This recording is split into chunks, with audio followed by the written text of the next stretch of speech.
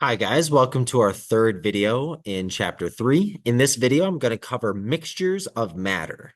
So our question, again, we want to keep in mind here for this subunit here is how do chemists classify materials? So we're learning about how matter changes, how we characterize it, how we look at it, and now we're starting to think about how we organize it, okay?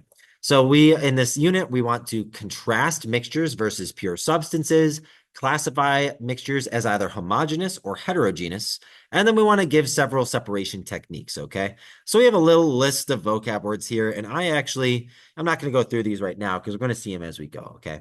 So let's imagine here we are a chemist and we pick up a lump of matter, okay? So we start here on the top with matter. Well, we got to ask ourselves a very important question first. Am I dealing with a pure substance or am I dealing with a mixture? And so chemists have ways of telling that. What's okay, there we go. I was like, what's going on? We're not moving. So we have many ways of telling that, right? So I'm going to come back to this flow chart. Okay, but right now I want us to remember we are right here in our decision tree. We're deciding we have matter. Is it a pure substance versus a mixture? Okay, so let's define those things. A pure substance is any substance with only one type of component, okay? So I have some examples. You can see tin, sulfur, diamond, sugar, water, baking soda, salt, all kinds of good stuff. Now, I was very careful to say one type of component, not one type of element. Okay, so you can see in our classification here, a pure substance, we can break down further and element and compounds that we see there's some nuance there, but just know that a pure substance is called a pure substance because it's only got one thing. It has been purified, or it is in its pure state. All right, so that's a pure substance, right? And mixture is easy, right? A mixture is just when you combine two or more pure substances. So here I have these Skittles maybe, and you can see we have our on the bottom we have our four pure substances, and we toss them all into one pile, and suddenly we have formed a mixture. And you deal with this every day in your regular life. So I'm not going to berate the point. But basically, we first decide, do we have one thing? If we have one thing, then we go over towards our pure substance. And if we have more than one thing, fun stuff drawing with my mouse. But if we have more than one thing in our piece of matter, then we have a mixture. Okay. And so now let's talk about breaking it down further. What is this next step down here when we start going from pure substance to elements and compounds and so on? Okay. So let's go down into breaking it down further. All right. So pure substances, we're going to start with pure substances, then we're going to talk about mixtures. A pure substance can be broken down into either an element or a compound. Okay, and their difference is illustrated down here, but the element is the term for something that has one type of atom. For example, if I look at my elements over here, helium is just a helium atom. There is no other type of atom bound to it. Likewise, oxygen, O2. Even though there's two atoms of oxygen and they are bound together, since they are both oxygen, it's just an element, right? It is just one single type of atom. If I compare that to my other option, I see that I can also have a compound. A compound is a type of matter that contains more than one type of atom. Okay. So in this case, it would be something like, say, water. All right. Water is H2O. It has two hydrogens and an oxygen in one single molecule or one little unit there. So that means that if I I'm keeping track of this, right? I have two or more different types of atoms. This is called a compound. And so if we look into our flow chart, you can see that, if we have a pure substance right here and we're deciding that we've got a pure substance, now we're deciding, is it one type of element? Is it one type of element? I'll say 1E, right? If it's just one type of element, you can see we go to our element box. It's like maybe some helium atoms. And, on the other hand, maybe we have more than one element in our compound. All the like each one of these molecules, if you notice, each one of these molecules are the same. They are one red dot and one gray, or two red dots and one gray dot. They're all identical, right? Remember, pure substances just have one type of thing, but this thing happens to have more than one type of element. Again, think about water, right? We know water can be a pure substance. It is H2O, so it has hydrogen and oxygen, meaning it would be a compound, okay? So that's our elements versus compounds. Cool. And we are going to talk about that in our next video as well. So no worries if that's not the most clear for you. But I do want to talk now about breaking down our mixtures. And this is wonky looking. So let's talk about what I mean here. Okay. So just like we can break down our pure substances, we can also break down our mixtures. And we can break mixtures down into either heterogeneous mixtures. I'm going to highlight hetero, or homogeneous mixtures. Okay.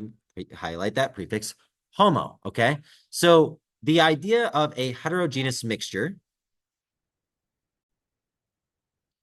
Anyway, I was saying heterogeneous mixtures, their composition varies throughout. Okay, so I highlighted that prefix hetero because the prefix hetero is Greek for different. Okay, so when we think about a heterogeneous mixture, we want to think here, this has different parts of in the mixture. So if I think about what I'm trying to illustrate here, a good example of a heterogeneous mixture would be a combination of sand and water, okay, that I have pictured here. And you can see that the sand does not dissolve in the water. So when I go ahead and analyze my mixture that I have here, right, this is a mixture. It's two things in one container. So we call it a mixture. But I can clearly see like this part has sand and this part has no sand, okay? So I can see that it is not consistent. There are different parts in that mixture. It's not even, it's not well mixed. Okay. So I call that a heterogeneous mixture.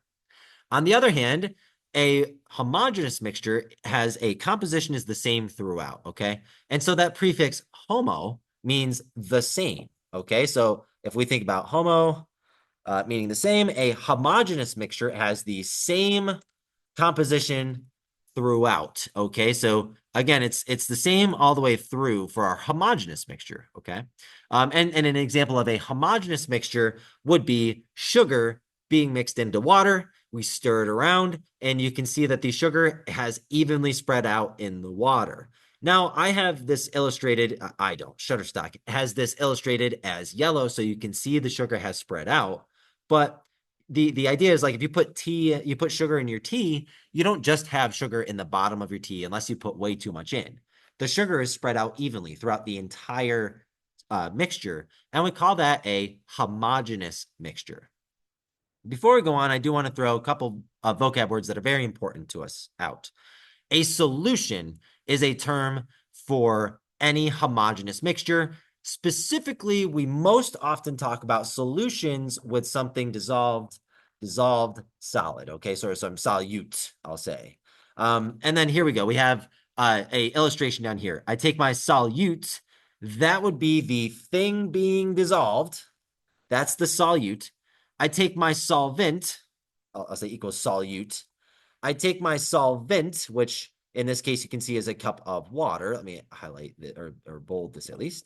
I take my water, which is the thing that does the dissolving, or like the bigger thing we had, that would be the solvent. Okay, so we take a solvent, it might be water, and we put a solute, that might be table salt or sugar, into that water, and we mix it up, and we have a new solution, which is a fancy word for a homogeneous mixture. And we can see that our solute, which is these pink dots, and I'll zoom in, we can see that these are spread out very evenly.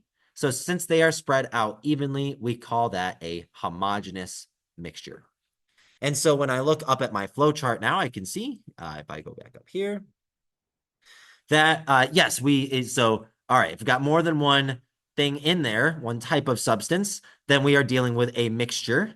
And we can further say that if our mixture has an even, can I write this with my mouse? Even, it's so bad. If we have an even type of distribution, we have a homogeneous mixture, whereas if we have an uneven, wow, that's way better. If we have an uneven type of distribution, then we are dealing with a heterogeneous mixture. Okay, let me do this.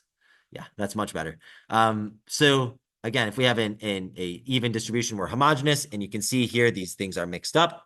And a uneven distribution, we have a heterogeneous mixture. I can see I have green molecules here, and I have what looks like water molecules here. Okay, so that would be a heterogeneous mixture. Now, I also, in this video, said I wanted to talk about these things. These are separation techniques. I have this included on this video, but I think we are out of time. Instead, I'm going to ask you guys to remind me in class. I want to fill in this chart with you guys. Okay, so remind me. I have them printed off for you. Just remind me to go over it with you guys in class, which will be way more interesting than listen to me rant about these things. You know, these are cool. These are useful as chemists. All right, guys. Thank you for listening. That's all I had for this video. I will see you guys in the next one. Bye, guys.